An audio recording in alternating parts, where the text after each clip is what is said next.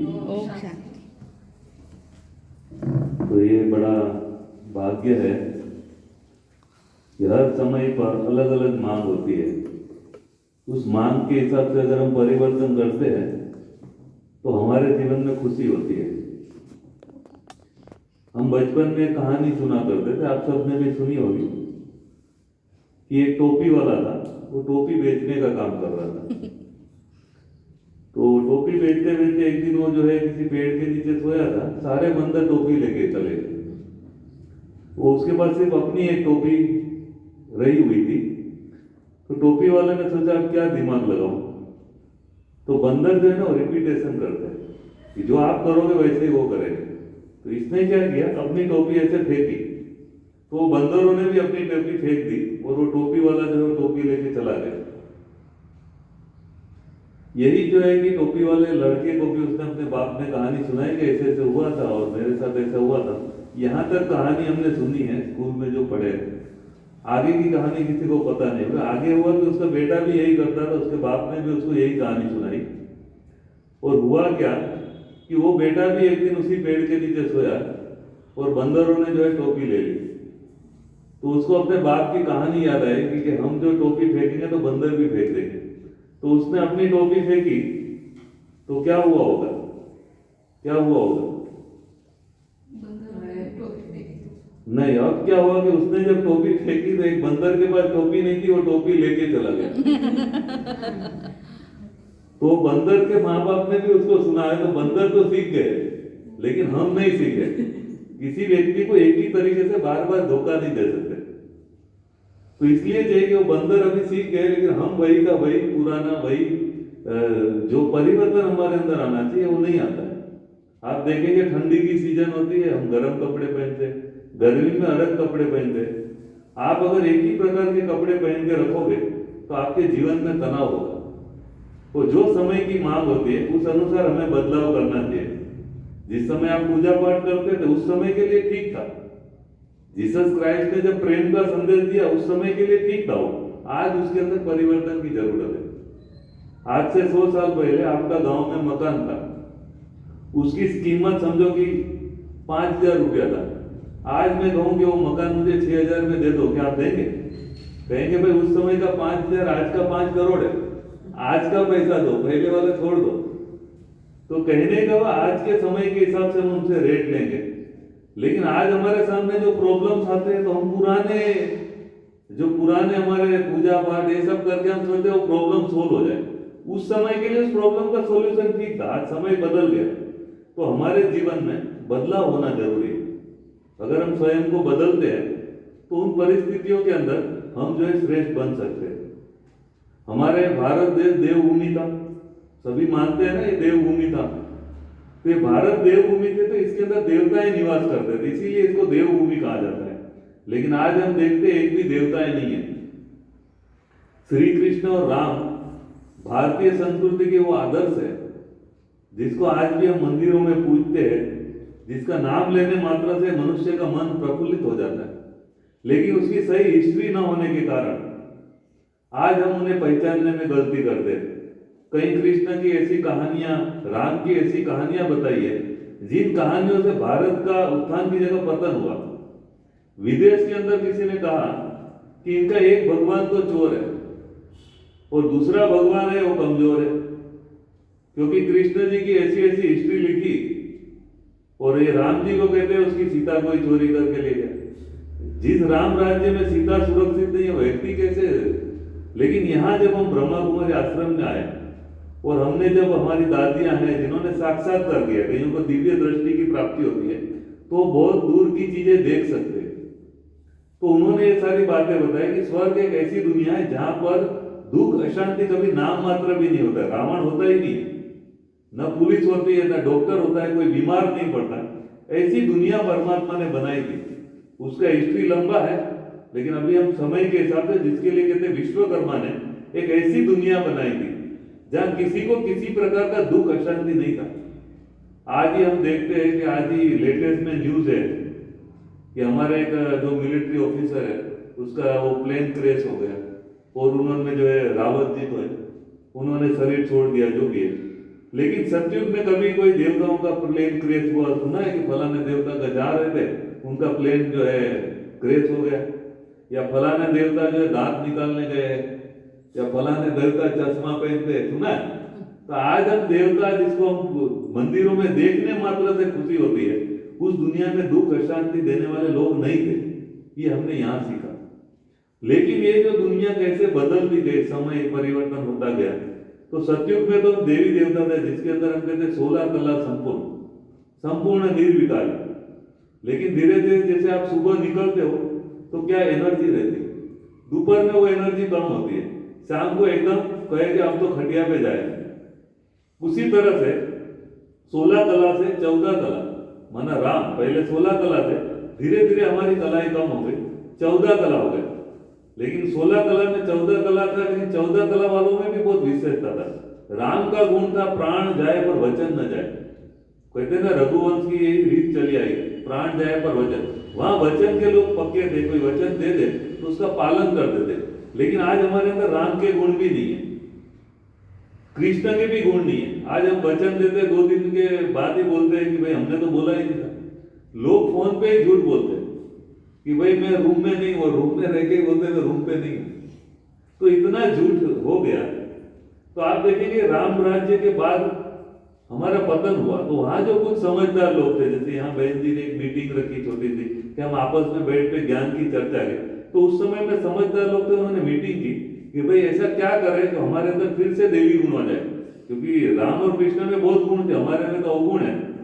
तो उन्होंने मीटिंग में फाइनल किया कि हम अपने पूर्वजों के चित्र बनाते, राम के कृष्ण के, तो उनको देख के हम उनके जैसे बन जाएंगे। आज हम महात्मा गांधी का फोटो रखते हैं स्कूलों में, चाहे सरदार वल्लभ भाई पटेल, चाहे भगत सिंह, क्यों रखते हैं? पूजा के लिए नहीं रखा, हम इसलिए रखते हैं कि हम उनसे प्रेरणा लेके हम भी वैसे बनने की अपने अंदर शिक्षा ले। तो जो है कि हमने राम और कृष्ण के जब चित्र बनाए तो उसका मेन उद्देश्य ये था कि हम उनको देख के उनके जैसे गुणों को जीवन में धारण करें। लेकिन हुआ क्या कि कईयों ने सोचा कि भाई कृष्ण इतने महान है तो उसको फूलों का हार चढ़ाया जाए, तो रोज बदली करना पड़ेगा क्योंकि कृष्ण अच्छा दिखाई दे। तो लोगों ने रोज नया नया फूलों का हार, कभी गुलाब का, फिर उसको रोज तिलक भी करना पड़ेगा, और कचरा लग जाए तो अच्छा नहीं, तो रोज सफाई भी करना चाहिए ताकि वो दिखाई दे अच्छा। तो धीरे धीरे जो हमारा मेन उद्देश्य था देवी देवताओं का गुण धारण करने का, वो मूर्ति पूजा में कन्वर्ट हो गया। तो जो भारत का हमारा मेन उद्देश्य था कि हम वैसे बने, उसकी जगह हमारा हाल ये हो गया कि हम मूर्ति पूजा को शुरू किया। तो मेन उद्देश्य हमारा खत्म गया। इसीलिए किसी ने बहुत अच्छा कहा है, लक्ष्मी की पूजा हम करते हैं, धन अमेरिका का बढ़ रहा है। गणेश की पूजा हम करते हैं, बुद्धि जापान का विकसित हो रहा है। हनुमान की पूजा हम करते हैं, मेडल चाइना वाले ले जाते हैं। क्यों? कि भारत देश में जिन देवी देवताओं की हम पूजा करते हैं उनके गुणों को धारण नहीं करते। भारत में भावना बहुत है लेकिन कर्म के प्रति जागरूक नहीं है। आज भी हम देखते हैं भारत में जो एडवर्टाइज आता है कि आप लक्ष्मी यंत्र ले आए, लक्ष्मी आ जाएगी। अरे भाई, लक्ष्मी यंत्र से लक्ष्मी आती तो भारत में 20 करोड़ लोग गरीब क्यों होते? और गणेश यंत्र से अगर बुद्धि तेज होती तो हमारे एक प्रोफेसर का भी जरूरत क्या है, हम गणेश यंत्र से बुद्धि तेज कर ले। और अगर हनुमान रक्षा कवच से हमारी रक्षा होती तो हमारे आर्मी मैन की जरूर क्या है? हमारी बॉर्डर पे इतने आर्मी मैन जो है, कितने लोग मरते हैं, अगर हनुमान रक्षा कवच का लगा दे, हनुमान जी रक्षा करते हैं, और नरेंद्र मोदी के गले में भी एक हनुमान रक्षा कवच डाल दे, क्या जरूर है उसको जेट सिक्योरिटी। तो भारत सोने की चिड़िया था, आज कंगाल बन गया। तो उसका मूल कारण क्या है कि हमारे अंदर भावना बहुत, कर्म के प्रति जागृत नहीं। तो मूर्ति पूजा का जो हमने मूर्ति का मेन उद्देश्य था वो हम भूल गए। तो भूल गए तो क्या होगा, कोई गलती करेंगे तो उसके ऊपर फिर दूसरा गलती भी होगा। तो कहते हैं कि पहले जब हमने मूर्ति पूजा शुरू की तो इब्राहिम आया। इब्राहिम जो था उसका बाप जो है मूर्ति बनाने का काम करता था, और इब्राहिम खुद भी एक मूर्तिकार था। तो उसने देखा कि जिन मूर्तियों को हम बनाते हैं ये लोग जाके उसकी पूजा करते हैं, उससे मांगते हैं, और वो कहते हैं हमारा काम भी कर रही है। बोला जिस मूर्ति को मैं खुद बना रहा हूँ, मेरा काम वो नहीं कर रही है, ये इनके लिए कैसे काम करते हैं? तो उसने क्या किया कि एक दिन उसका चाचा कहीं बाहर गया तो जो सारी मूर्तियां बना थी सबको तोड़ दिया। तो सारा तोड़ दिया, खुद नहीं बनाया हुआ था कि अगर पावर है कि नहीं देखते हैं। तो सारी मूर्ति को तोड़ दिया। उसका चाचा आया, उसने कहा कि ये क्या तूने किया? तो बोला चाचा जी मूर्ति है ना आपस में एक दूसरे से लड़ाई किया है। उसने कहा ये तो हो ही नहीं सकता, मूर्ति तो अपनी जगह से हिल नहीं सकती, लड़ेगी कैसे? तो बोला जब आप मानते हो अपनी जगह से हिल नहीं सकती, लड़ेगी नहीं, तो आप उसकी पूजा क्यों करते हो? और जो मूर्ति स्वयं अपनी रक्षा नहीं कर सकती वो आपकी रक्षा कैसे करेगी? तो उसने बाप ने कहा बात तो राइट है, लेकिन तू यहां से चला जा, नहीं तो लोग तुझे नहीं छोड़ेगा। इसलिए पहला इस्लाम धर्म, मुस्लिम धर्म का जो फाउंडेशन इस्लाम का, वो इब्राहिम ने डाला। इब्राहिम का मतलब होता है अब्राह्मण, ब्राह्मण के विपरीत जाने वाला पहला व्यक्ति। जो हम मूर्ति पूजा करते थे उसको हम ब्राह्मण कहते थे कि देवताओं को वही टच करे, क्योंकि देवताओं को ऐसा व्यक्ति टच नहीं कर सकता जिसके अंदर कोई बुराई हो, और जो ब्राह्मण के अंदर बुराई हो वो देवताओं को टच नहीं कर सकते। आज वो अलग बात है, कई परिस्थिति आ गई, तो इसलिए हमने ब्राह्मणों को ऊंचा स्थान दिया था। लेकिन इन्होंने जो है कि अब्राह्मण, अब इन्होंने कहा मूर्ति पूजा ठीक नहीं है, भगवान को याद करो, इससे हमारे अंदर गुण नहीं आएगा। तो इस तरह से आप देखें कि इस्लाम आया। इसी तरह से देखिए समय के अंदर जब हम गलती करते कोई ना कोई आता है, गौतम बुद्ध आया। गौतम बुद्ध ने देखा कि ये लोग भगवान भरोसे बैठे खुद कुछ करते नहीं है, तो गौतम बुद्ध ने कहा भाई आप बीज डालोगे तो फल उगेगा ना, भगवान क्या करेगा? आप भगवान भरोसे घर में बैठे रहो कि भगवान का मन होगा तो मुझे करोड़पति बनाए, नहीं तो हम जैसे वैसे नहीं, तो भगवान क्या करेगा? आप अपने आप यहाँ बैठे बैठे रोज मंत्र जापो कि यहाँ अमरूद का पेड़ लग जाए, अमरूद का पेड़ लग जाए, अमरूद का पेड़ लग जाए। आप पूरी जिंदगी भर ये सोचते रहिए, ये जप करते रहिए कि अमरूद का पेड़ लगेगा। जब अमरूद का बीज आप डालोगे, उसकी पालना करोगे, तब अमरूद का पेड़ लगे। तो गौतम बुद्ध ने कहा कि आज हमारे जीवन में दुख है, अशांति है, देवताएं कभी बूढ़े नहीं होते, देवताएं कभी बीमार नहीं होते, देवताएं मरते भी है तो शरीर छोड़ते हैं, जैसे सर्प अपना खाल बदलता है। तो गौतम बुद्ध की हिस्ट्री में आप सभी जानते हैं कि वो जब संन्यास लिया उसके पहले उसने एक दुखी आदमी को देखा, फिर एक मरे हुए आदमी को देखा, एक बीमार आदमी को देखा। तो उसने कहा कि ये तो दुनिया में दुख है, क्योंकि बीमार होगा, बूढ़ा होगा, चश्मा लगेगा, दुख तो होगा ना। तो गौतम बुद्ध ने ऐसा दुख वाला जीवन नहीं जिए। तो सुखी कौन था? तो गौतम बुद्ध को पता चला सुखी देवताएं थे। देवताएं क्यों सुखी थे? क्योंकि उनका जन्म पवित्रता से होता था।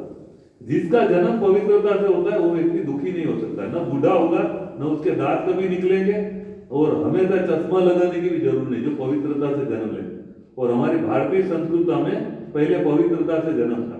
आज भी हम देखते हैं टेस्ट ट्यूब बेबी भी एक नया इन्वेंशन निकला है। इस तरह से आगे चल के हमारे संकल्प से भी हम जन्म देख सकते हैं। ऐसे हमने बहुत सारी हिस्ट्री में अपने ग्रंथ शास्त्रों में पढ़ा है। तो ये विधि हमारे अंदर से निकल गई। तो गौतम बुद्ध ने कहा कि अगर पवित्रता से जन्म दोगे तो आपका बच्चा कभी दुखी नहीं होगा। इनकी बात का इतना प्रभाव पड़ा भारत के लोगों पे कि कई लोग ने कहा कि हम अपने बच्चे को जन्म ही नहीं देंगे, क्यों दुखी करें। तो और पवित्रता का बल हमारे अंदर था नहीं, क्योंकि उसके लिए बल भी तो चाहिए ना। आप 100 रुपये का चप्पल लेना चाहते हो और आपके पास 20 रुपया है, तो क्या 100 रुपये के चप्पल ले सकते हो? तो हमारे अंदर जो बल था वो धीरे धीरे कम हो गया। अब हम पवित्रता से जन्म देने की शक्ति नहीं रही। तो वहां पे कुछ समझदार लोग थे, उन्होंने मीटिंग की, कहा ऐसा हुआ तो हमारा तो धर्म ही खत्म हो जाएगा। तो बोला क्या करें? तो बोला हम ऐसा खर्चा करके बनाते देवताओं के चित्र, देवताओं को विकार में जाते दिखाते। इसलिए आप देखेंगे अजंता इलोरा या जगन्नाथपुरी में देवताओं के वाम मार के चित्र बनाए। अगर कोई देखे तो इतना गंदा लगता है कि वहां देखने से ऐसे नहीं लगेगा कि ये देवता है। कितने गंदे चित्र आप सबने भी देखा है। तो इतना गंदा चित्र इन्होंने बनाया कि देवताएं भी ऐसे करते थे। तो वो जो समझदार लोग, लेकिन ये बात तो कोई मानेंगे नहीं कि देवताएं तो ऐसा काम कर ही नहीं सकते। तो बोला आज नहीं मानते ना, हमारी 2 पीढ़ी के बाद आएगा जो लोग, वो क्या कहेंगे कि हमारे बाप दादा ने बनाया तो वो तो सही होगा, तब तो बनाए ना। इसलिए देवताएं भी ऐसे करते तो हमें भी ऐसा करना चाहिए। तो हमने भी ऐसा करना शुरू किया। इससे क्या होगा? हमारे अंदर विकारी भावनाएं प्रकट हुई।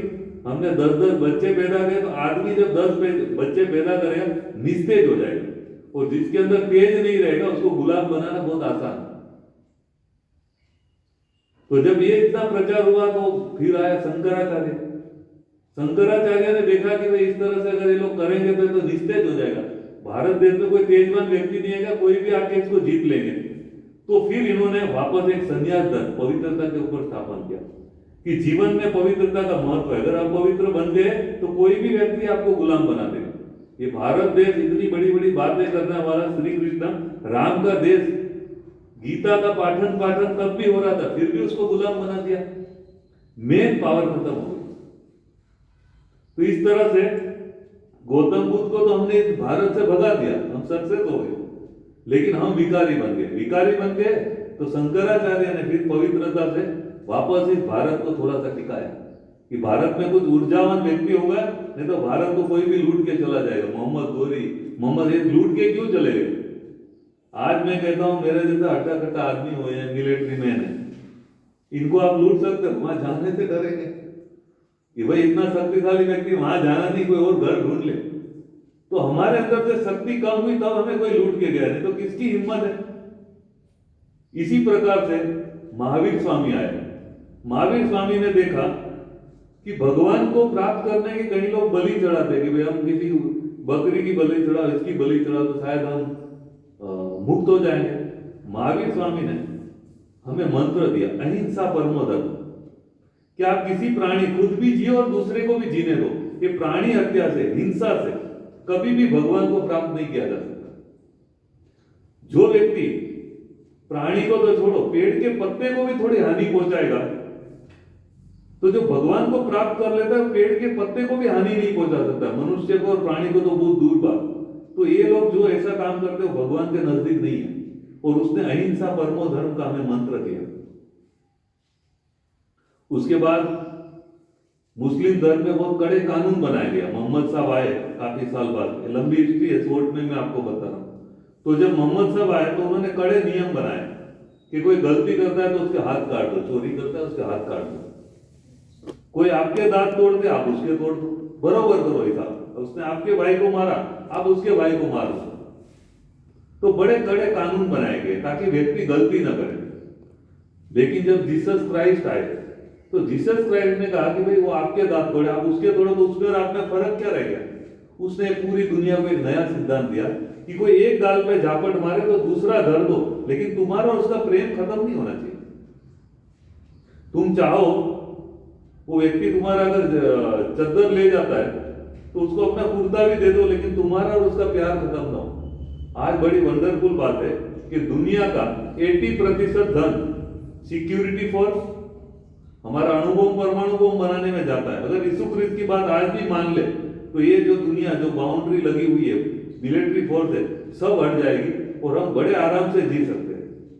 ये जो हाल है इसके अंदर कितनी अच्छी रोशनी हो सकती है। लेकिन क्योंकि हमारा प्रेम से रहने की आदत नहीं है, घर घर के अंदर कहीं झगड़े चलते, उसके कारण पुलिस क्या क्या है हमने और बनाया, तो इसके कारण यीशु क्रिस्त की बात भी नहीं मानी, हमारे धीरे धीरे गिरावट होती गई।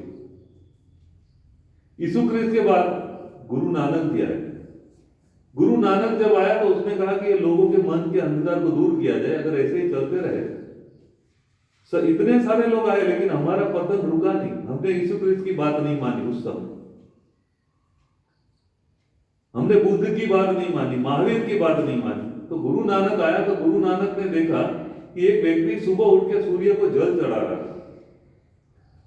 तो उसने कहा कि भाई ये क्या कर रहे हो? बोला मैं सूर्य को जल चढ़ा रहा हूं। बोला अच्छा। तो उसने वहां एक बाल्टी पानी डाल दिया।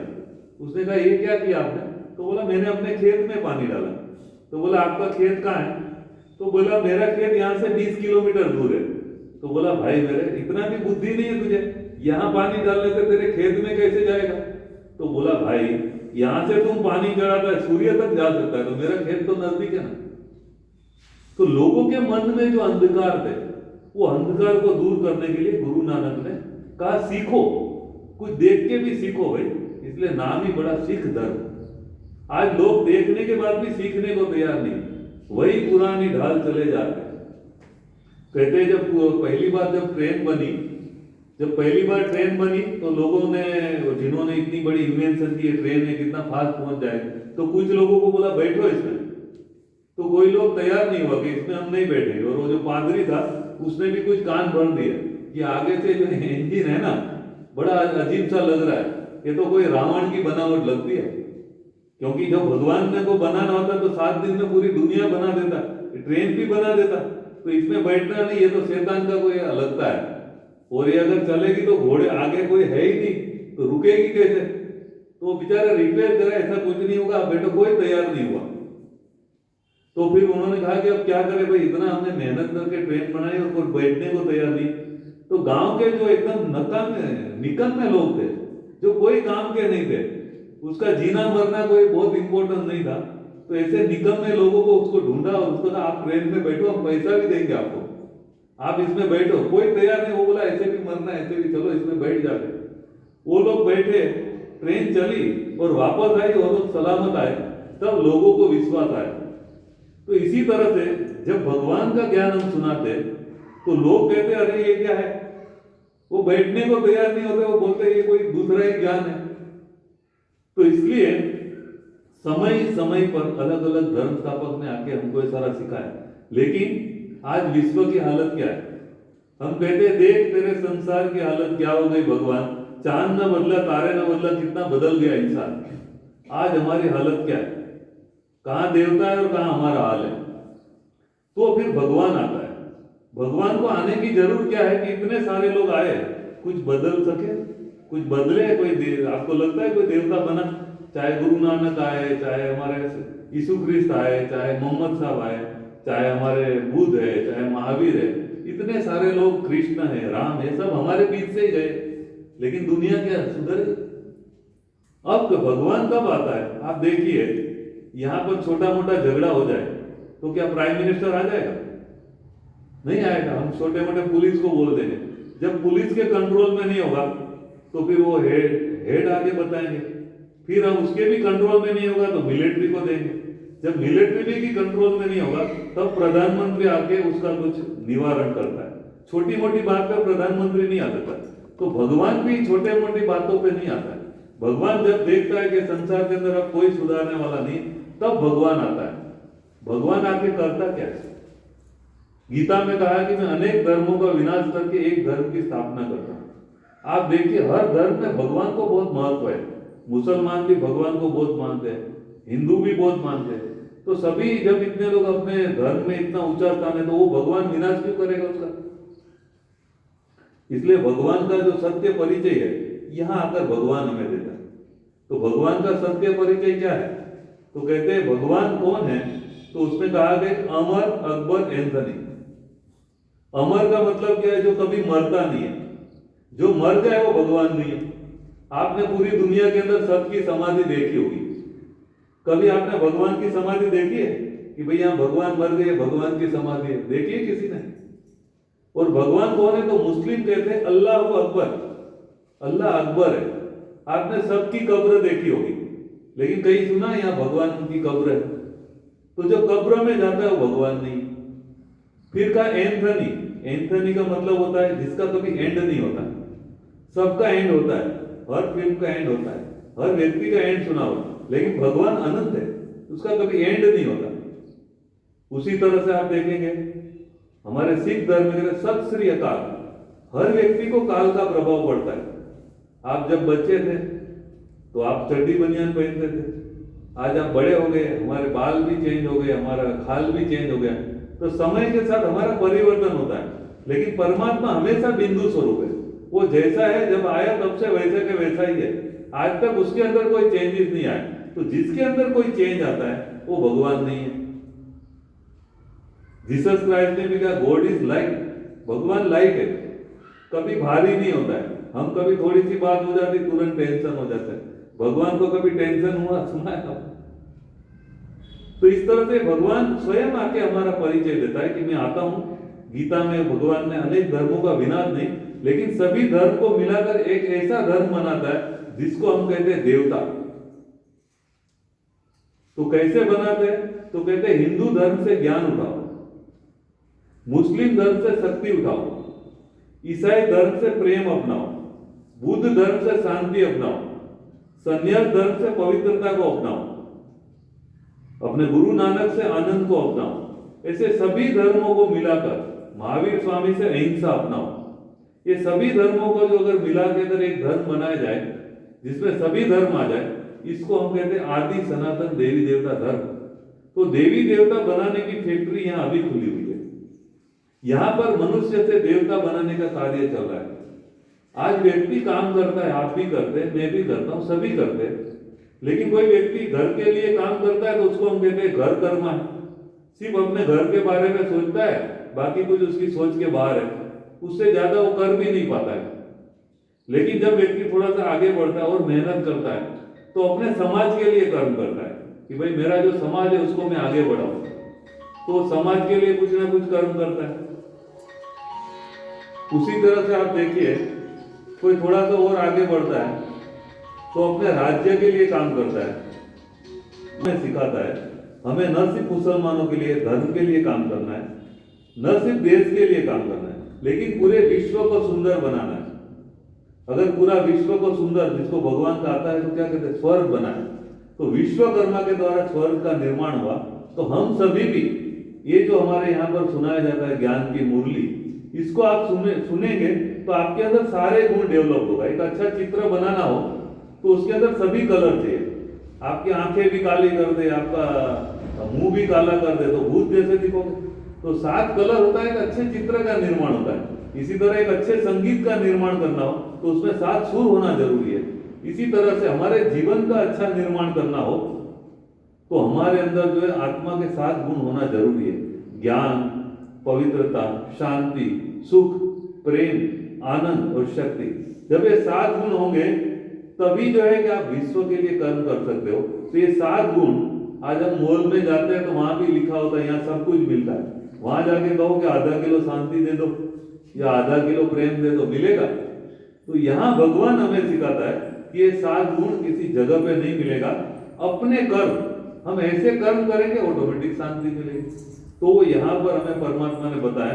तो ये विश्वकर्मा सम्मेलन का उद्देश्य ये है कि आज ये विश्व बिगड़ चुका है, अब भगवान आया है, कैसे हम भगवान से मन को जोड़े और अपने अंदर वो परमात्मा गुणों को लाके अपने जीवन के साथ साथ हमारे संपर्क में आने वाले लोगों को भी हम श्रेष्ठ बनाए। इसीलिए कहा ज्योत से ज्योत जगाते करो। हम पहले अपनी ज्योत जगाए, फिर हम दूसरों की जला पाएंगे। तो इस प्रकार इस विश्वकर्मा सम्मेलन में हमारी मैडम जी भी आई, हमारे भाई साहब आए, हमारी बहन भी है। तो ये बड़ा सौभाग्य है कि आज आप सबके बीच में मुझे बोलने का मौका मिला। और मैं समझता हूँ आप सभी भी सब कुछ किया, आपने पूजा भी करते होंगे, भगवान के प्रति आपकी बहुत भावना भी है। लेकिन ये परमात्मा महावाक्य, तो हमें आपकी दुकान नहीं चाहिए, आपके मकान भी नहीं चाहिए, वो अपने पास रखे। लेकिन ये जो 2 कान है ना, वो आधे घंटे के लिए सिर्फ परमात्मा को दे सकते हैं, दे सकते हैं। हाँ, तो अच्छा है, आप सभी के लिए बहुत शुभकामना है कि विश्व बदलने का जो अभी समय चल रहा है और इस समय में बचने का साधन परमात्मा ज्ञान है। तो इस परमात्मा ज्ञान को सुने ताकि आपका जीवन भी, आपकी जो आत्मा की ज्योति बुझी हुई है वो जग जाए। इन्हीं शुभकामनाओं के साथ मैं अपने वाणी को विराम देता हूँ। ओम शांति।